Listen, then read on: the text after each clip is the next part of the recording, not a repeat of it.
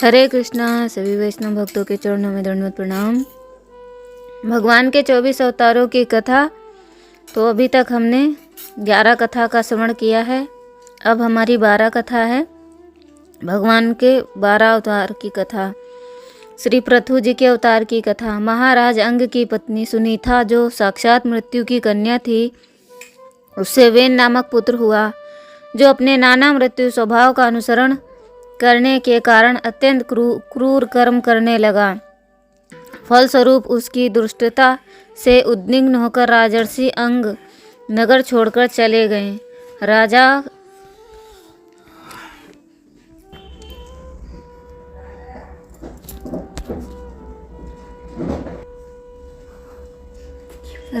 के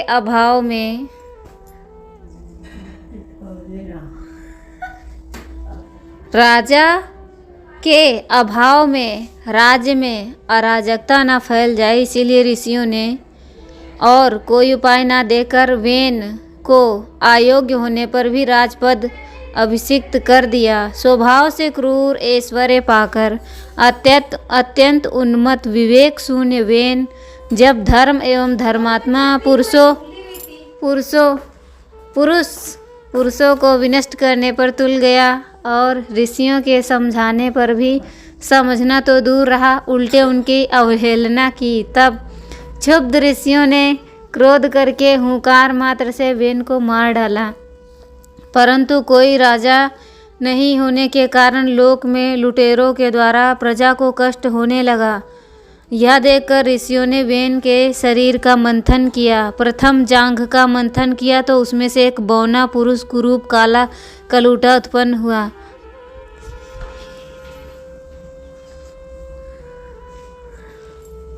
और जब उसने पूछा कि मैं क्या करूं, तो ऋषियों ने कहा निशीत बैठ जा। इसी से यह निषाद कहलाया।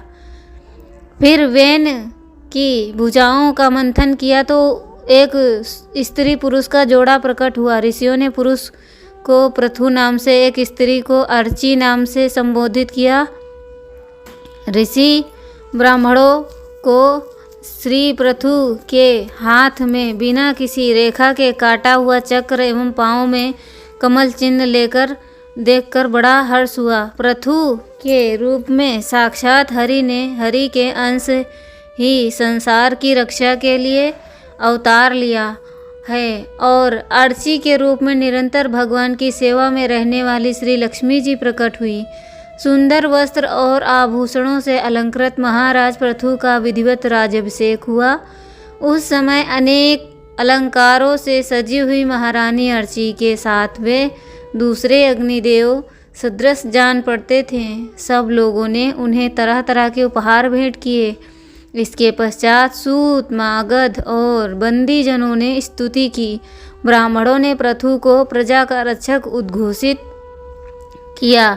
वेन के अत्याचार से उत्पीड़ित पृथ्वी ने समस्त औषधियों को अपने में छिपा लिया था और चूंकि बहुत समय बीत गया अतः वे औषधियाँ पृथ्वी के उदर में जीर्ण हो गईं।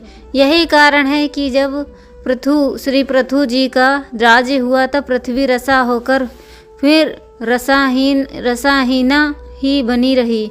फलस्वरूप भूख के कारण प्रजा जनों के शरीर सूख कर कांटे हो गए। उन्होंने अपने स्वामी पृथु के पास आकर कहा। तब पृथु जी ने क्रोध में भरकर पृथ्वी को लक्ष्य बाण चलाया। पृथ्वी प्रथम तो डरकर गोरूप धारण कर भागी, परंतु कहीं भी बचाव न देखकर श्री पृथु जी की शरण में आई। तब श्री पृथु जी ने पृथ्वी के संकेत से गो रूप धारणी पृथ्वी का दोहन किया, जिससे पुनः सभी अन्न और औषधियाँ प्रकट हो गईं। प्रजा सुख चैन से रहने लगी। परम धर्मात्मा श्री पृथु जी ने 100 अश्वमेघ यज्ञ करने का संकल्प लेकर 99 यज्ञ पूर्ण करने पर ही जब 100वें अश्वमेघ यज्ञ प्रारंभ किया तो इंद्र ने अपना राज सिंहासन छीन जाने के भय से बहुत विघ्न किया।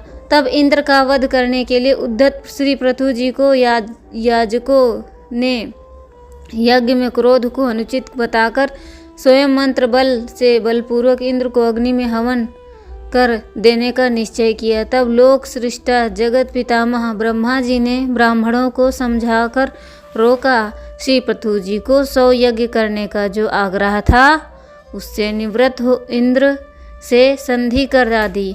महाराज पृथु के 99 यज्ञों से ही यज्ञ भोक्ता यज्ञेश्वर भगवान विष्णु को बड़ा संतोष हुआ। वे देवराज इंद्र को साथ लेकर पृथु जी के सामने प्रकट हुए। अपने ही कर्म से लज्जित इंद्र श्री पृथु जी के चरणों में गिरना ही चाहते थे कि पृथु जी ने उन्हें हृदय से लगा लिया। भगवान का दर्शन कर श्री पृथु जी निहाल हो गए। आँखों में प्रेमाश्रु, शरीर में रोमांच, हृदय में उमड़ा हुआ आनंद सागर या थी उस समय श्री पृथु जी की अवस्था। उन्होंने हाथ जोड़कर भगवान की स्तुति की। भगवान ने श्री पृथु जी के गुणों की सराहना करते हुए वर मांगने को कहा। तब पृथु जी बोले, न कामये नाथ तदहम्यम क्वाचि न यत्र युष्मान आचरण गुंजसवः महत्ता हृदय मुख्यच्युतो विधत्सव कर्यणु में सामेव रहा। मुझे तो उस मोक्ष की पद की इच्छा नहीं जिसमें महापुरुषों के हृदय के उनके मुख द्वारा निकला हुआ हो।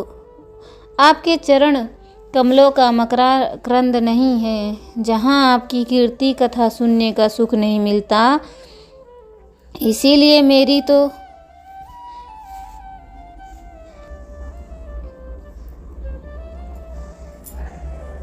सुनने का सुख नहीं मिलता। इसीलिए मेरी तो यही प्रार्थना है कि आप 10,000 कान दे दीजिए, जिससे मैं आपकी लीला गुणों को सुनता ही रहूं। इस प्रकार प्रार्थना करने पर उनको अपनी भक्ति वर प्रदान कर भगवान अंतर्ध्यान हो गए।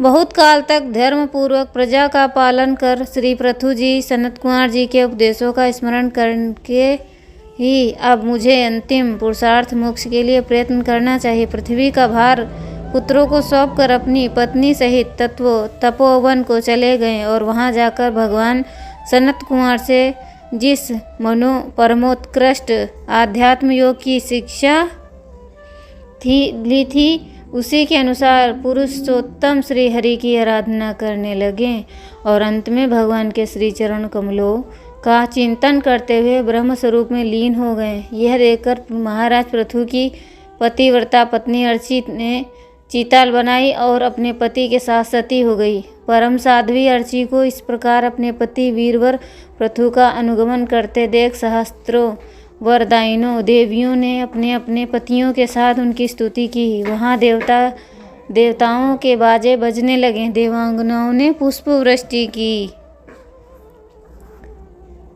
राज्यायति राजज्ञः स्वानां सफलीकृतः दुदोहं वसुधां बीजं तस्मै श्री पृथ्वे नमः।